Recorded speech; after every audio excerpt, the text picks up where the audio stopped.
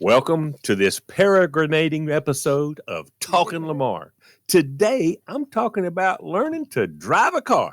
Let's get to it. What are you talking about? What are you talking about? Sorry, I forgot what I was talking about. What are you talking about? I am talking to you. That's just what I was talking about. It's Talking Lamar. Because I lived out in the country on a farm with a little over 100 acres, I got a chance to ride and drive a lot of different things, more than you would have if you was living in town. And that includes bicycles and lawnmowers and tractors and mini bikes, go-karts, motorcycles, and just all kinds of stuff. And I've mentioned in the past that one of the things my daddy would do is when we built the house across the road, we had about a 2-acre yard. So he'd put me on the riding lawnmower and crank it and put it in gear and just leave me out there to cut until I either ran out of gas or he'd come out to check on me or whatever. And I can't remember exactly how old I was, but I couldn't work the gear shift or handle any of the pedals and stuff. All I could do was just steer it and follow the track that I made with the right side tire. When I come back around, I put my left side tire onto that track. That way I didn't miss any grass, and just, that would not be good. That would not be good because he'd come out and check. Can I ask a question? So your dad would start it up because you couldn't reach the pedals. Yeah. Is that, okay. And then you would just keep, did you say that you would just keep going until you ran out of gas? Yeah. If I run out of gas, he'd come out there and put more gas in it. And if I got through cutting the grass and I still had gas, I could just ride around in circles till he'd come out. But he'd check on me every once in a while to make sure, everything was still going all right. But then as I got a little bit older, he would put me on our tractor, and then I'd run the bush hog and I could cut the pasture. And I would sit in his lap and steer the pickup truck when we were going anywhere, or I'd sit in Mama's lap and steer the car. As long as we were out in the country, we weren't up, on the main highway or doing anything like that, so that I'd get a chance to learn how to steer the car. And our cars did not have automatic transmissions. So they were all straight drive, and it was either 3 on the tree or 4 in the floor, which meant that the gear shifter, which we call the gear stick, was on the steering column. On the 3 on a tree was on the steering column, and you had 3 forward gears and 1 reverse gear. Or the gear stick, if it was a fancy car, it would be on the floor, and you would have 4 forward gears and 1 reverse. But everything we had was 3 on the tree, so that wasn't a problem. Now, when Troy he got a 66 Chevelle, and it had 4 on the floor, which was really cool. But at first, I feel like I'm listening to a vintage Springsteen song right now. 3 on the tree, 4 on the floor. Like I still, you just explained it so well. I still have no idea what we're talking about, but go on. All right. So he got the Chevelle, and it was really cool. But when I was riding with either him or Mama or Daddy, either one, all I had to do was just steer the car. But after a while, they wanted me to learn how to change gears. So whoever's lap I was in would put the car or the truck into first and let out the clutch, and we'd start going. Now, when we got fast enough to go out from first gear to second gear, they would tell me, all right, go to second, and they would let off the gas and push in the clutch, and I would push the gear shift up where it would drop into neutral, where it would be out of gear. You're always in that neutral going between gears, and then the gear shift would drop like into a little bit of a channel, and you put it straight up. Then they would let out the clutch, and they would mash the foot feed at the same time. And then we were going fast enough that we did the same thing, and I would pull it down into third gear. Now, to start off with, it was pretty jerky at first, because if I was too slow shifting the gear, then we would lose speed and we wouldn't be going fast enough for the next gear.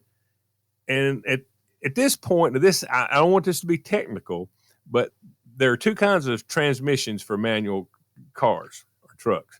At that point, the transmissions were not synchronized. I can't really explain why it didn't work, but you could go from third up to second to gear down, but you couldn't go from second to first without slowing way down almost to a stop.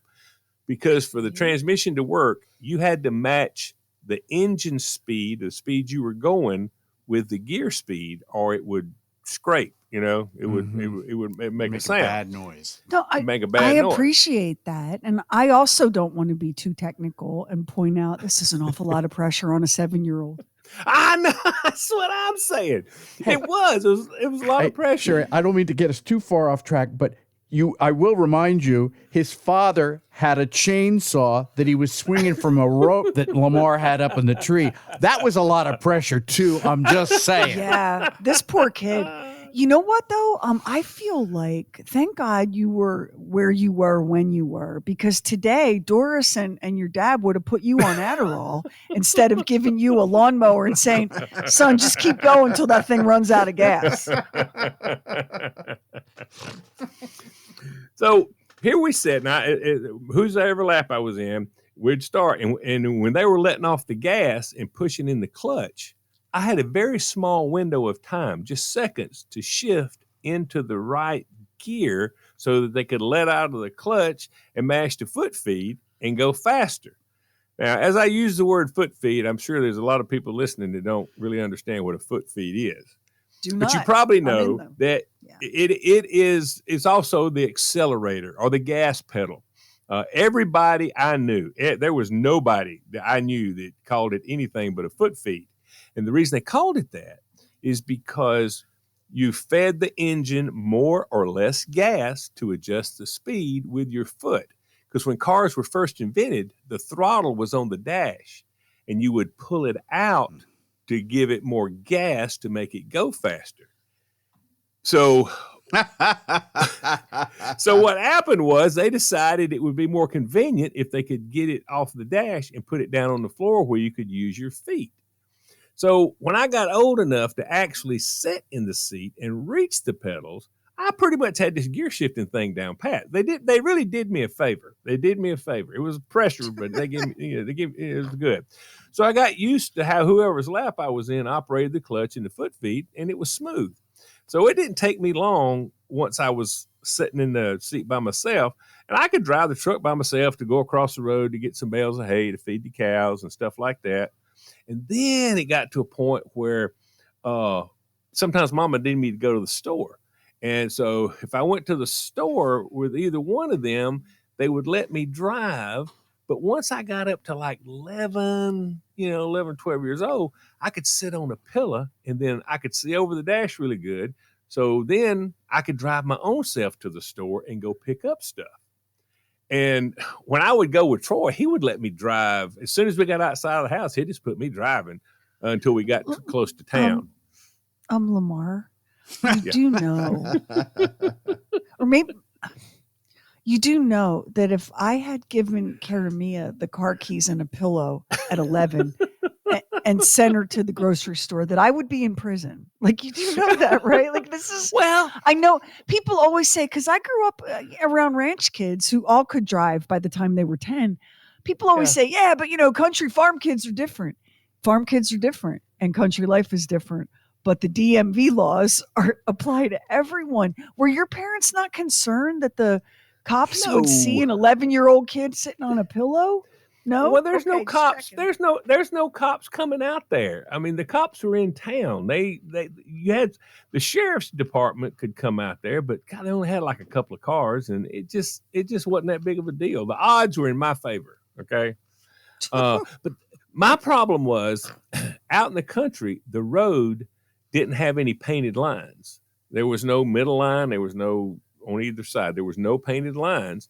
So when I met another car, I was really terrified that I was going to hit it. So I would get as far to the right as I could. Usually, like on my passenger side tires, they would get right off the pavement, be in the grass. There'd be a lot of bumping and whatever, because, and whoever was riding with me would, no, you're getting ready to hit the mailbox. I never did hit a mailbox, but that's because somebody would always tell me.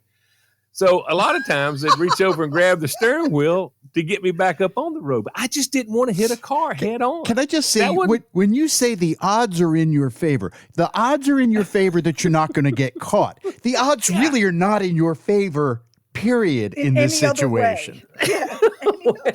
Thank you, Matt. Well, the only concern was the getting caught part, and that wasn't really a concern. No, so. the concern is losing your life or taking the life of somebody else with some reckless thing that happens with the automobile. You know what I love? I love the boys sitting on his pillow in his tough skins, and he's getting yelled at for nearly going off the road. They're yelling at him, Max. They're yelling at the child. That helps, doesn't it? Doesn't that help a child when they're driving a car underage illegally? Here's the deal. Think so. I understand the yelling because they was probably a lot more scared than I was. I wasn't that scared. I mean, I guess they were watching what was happening. Hey, here's a thought. Don't let a child drive the car. If that's going to frighten you, then just don't let them drive until they're, old enough to drive. Learn. You've got to learn. Well, you learn when you get the learner's permit when you're 15. Listen here, hillbilly Toonsis. You're not supposed to be driving.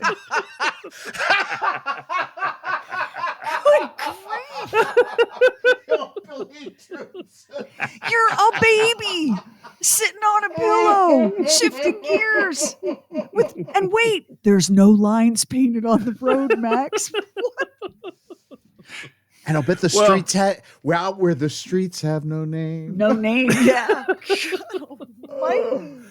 Troy finally got it through my head. He got it through my head that if I would look at the hood ornament on the hood, if I would look at the hood ornament, I could line that up with the very edge of the road, and I would be plenty far enough away from the traffic, but I would also still be in the road because there's enough room for two cars to pass. Of course there is, but I just wanted to make sure. So what kind of car had a hood ornament?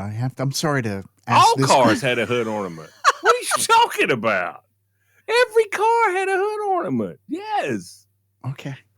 Ford had a hood ornament. Chevrolet had a hood. They all had a chrome hood ornament right there in the middle of the hood. I am shocked that Troy needed to do this with you. Your young eyes and your depth perception should have been A+. I cannot believe So it's like aiming a firearm with the hood ornament. Yeah, well, sorta. Yeah. You just as long yeah. as long as the hood ornament was lined up with the side of the road, you still was not off the road, but you were also not getting too far into other people's lane. And I did that for so long. Every once in a while, I still catch myself in this in a regular car looking for the middle of the hood to see exactly where, just I don't know. It's just a trick to learn, It's I guess. how you learned. It's how I learned. how you knew. Yeah. So at that point, then Mama would let me drive to the two stores that were close to us. If I went out of the driveway, if I went left, it was about 1.5 miles to Jim Tom Adams' store. And if I went right, it was to the Greenway Brothers store, and it was only about 1 mile away. So I like to go left because they give me more driving time. And Tom Adams store gave you more drive time. Okay, Yeah, I'm just give me taking more notes. Every once in a while, it's like you put in something just for cliche's sake.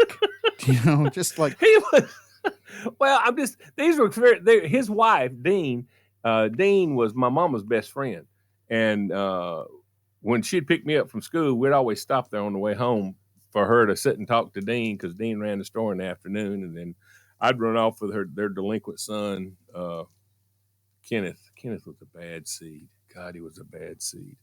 Did he go by Kenneth or Kenny? Did he go by Kenneth or Kenny? No, Kenneth. he ended up in prison, didn't he? He did some time, I think. Yeah. He went to was the his Navy. middle name Wayne or was it Ronald? Which one? No, but he was. Listen, he was the one. I don't want to get into too much detail. We've talked about this stuff. He was the one that mistreated like chickens and stuff. He was. Oh yeah. He made. Oh yeah. He used the ice. You know how you got the ice cream pervert stick? Indeed. Yes. No. Yeah, all right. You know the ice cream sticks, like the ice cream zone. He would collect Yeah. the sticks, and he would take glue, and he would make a little electric chair out of those sticks. And it was not good. I'm It's going not through a good. window. That's it. Yeah, I'm just telling you, he was a bad guy. He really was. And my mama He had no built idea. tiny. Wait, Lamar, your colorful know. life that seems so I routine know. to you. If you could just hold up I your know. Kenneth, whose daddy was Jim Tom Adams. Kenneth Yeah. made tiny electric chairs to execute chickens out Electric of chairs popsicles. for little chickens. Yeah, it wasn't good. It was not good. I mean, it was bad. It was just bad. It was bad. It's very bad. Yeah. And God, I Max tell is you, silent. That's how bad it is. When Lord, Max is speechless. I mean, he was just You bad. said he was bad. He was bad. And And he was, luckily, yeah. that did not affect me. You know what I'm saying? I didn't go, for Thank whatever goodness. reason, I'm just like, no, I'm out. And eventually, I think Dean wound up getting a regular job in town. And so we quit stopping, which is a good thing because everybody I knew that was a friend of his, this is bad. They didn't come to a good end, did they? No, they did not. But anyway, so the drugstore that Mama worked at, they had a little delivery car. It was cool. It was like a little Falcon station wagon, and on the top it had like a syringe. It looked like a syringe you'd give a shot with. And on the side of the car, it said the medicine dropper because it would drop off prescriptions. They would deliver. So it was the medicine dropper, which I thought was pretty clever. And so they got. Don't you think it's clever? I do. I'm sorry. I'm still processing the popsicle stick electric chairs, but yes, I do think it's very, very clever. This story has some joy and some darkness. It has both. It has Okay. both. Yes. Okay? Yeah, decidedly. So when they had to give me miles on it, so they was going to sell it, and so they took the medicine dropper off the side and took the shot thing off the top, and Mama bought it for us to have it just like an extra car. So man, I got to drive that thing. I could drive it anywhere around the country that I wanted to, mostly on the dirt roads. But I mean, it was cool. Was it registered at that point? Did it have like Yeah, tag? yeah, It yeah. did have tags. Yeah. Okay. Oh yeah, it had tags. Yeah. We're not law breakers. We're just law benders. I mean, so no, we was. So would you take the medicine dropper down the dirt roads to go visit your friends, the Duke boys? Would y'all do that? No. But let me go ahead and tell you now. You let a kid that's like 12 years old, and you give him a car, and you put him on a dirt road. It's so easy to slide around a little bit, And I hit the ditch a few times, but yeah. No big problem. But yeah. Were you I honest when you got home about hitting the ditch with the medicine No. dropper? Or you kept that? Okay. A Just checking. couple of times I had to go to somebody's house and get them to pull me out of the ditch with a tractor. I just didn't. It just never really bent it up or anything. So no. People. There are a lot of people that will hear this and think this is what's wrong with America is that we don't let our kids do this stuff. But there's nowhere you can really go where you could get away with this now. Like there's not anymore. Yeah. No. Not anymore. So, but now my first real car that I actually bought with my own cow money was a 69 Ford Torino 2-door hardtop with a black Landau vinyl top. Oh, that Landau roof. That's classic. Yes. And I drove it for a couple of years. And then by that time, I got my job at a Tesco and I moved up, bought a brand new 1976 Oldsmobile Cutlass Supreme with T-tops. Oh my God. You could not touch me. It was awesome. I love that Max, Love I don't want to ask him because I don't want to get him in trouble. Sure. But I have the very strong feeling this man has never had a legal driver's license because he's never needed to go get one. What do you think? No. It does sound like that, doesn't it? No. Listen, the day of my birthday, the day of my birthday, when I was 15 to get my learner's permit, we had to go all the way up to Toccoa because the highway patrol wasn't doing the license in Hartwell that time. We had to go all the way up to Toccoa to take my test because I got my license. The moment I could get it. So, boy, your learner's permit was misnamed. What did you really have to learn other than what a DMV looked like? Yeah, I'll bet you confidently strode into that DMV office. Can't learn anything here, boys. I mean, but see, that was good though. My parents, they got me ready for life. Got me ready for the car. They did. Because They got you ready for this job is what they got you ready for. when you live that far out in the country, a car is everything. It's the window to freedom. It's just awesome to have a car. It is awesome as a kid. It's a big deal. I see kids now that don't even have their license at 17, 18 years. They don't have a license. I mean, your one daughter was late getting her license, wasn't she, Sherry? Oh, no, Clay was late. No, Kaylee was. Talking about Sherry. I was talking about Sherry. Oh, Sherry. I'm sorry. Oh, no. Olivia Caramia wanted to learn to drive and got the learner's permit like at 15, right? And as a result, is a pretty good driver because, started driving young and I was able to supervise so much of it. But my older daughter had terrible anxiety. And when we would talk about getting a learner's permit and learning to drive, she would say things to me like, but what if I panic and accidentally crash head on into things? Which made Kevin and I feel like perhaps she wasn't ready. And when she finally was ready, I sent her to not one, but 2 different driving schools because I was like, this is a kid that I can teach a little bit, but she needs to learn from a stranger. Did you have one that was late to drive? Clay, he was nervous like that. He was nervous. I didn't. Jared didn't. He didn't go to driving school. I mean, he jumped on it really quick. But Clay, he wasn't crazy about it. But at this point too, you got a discount on the insurance if you would do the driving class. And so, I know y'all know nothing about NASCAR. But does David Pearson ring a bell with you, Mac? I know who he is. I know who that is, okay. Yeah.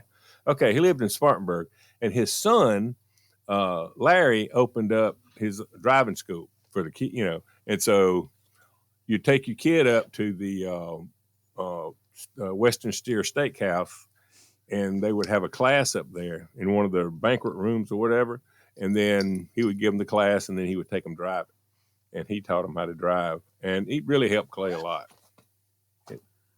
I think you can't do better than to get a professional driver to teach your kids how to drive. Yeah, they do.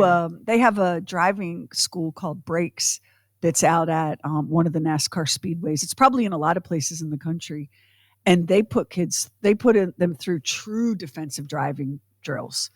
You're actually going to learn how to turn out of a skid and stuff. Really, really cool. Really cool. But of course, you were driving before you were toilet trained, apparently.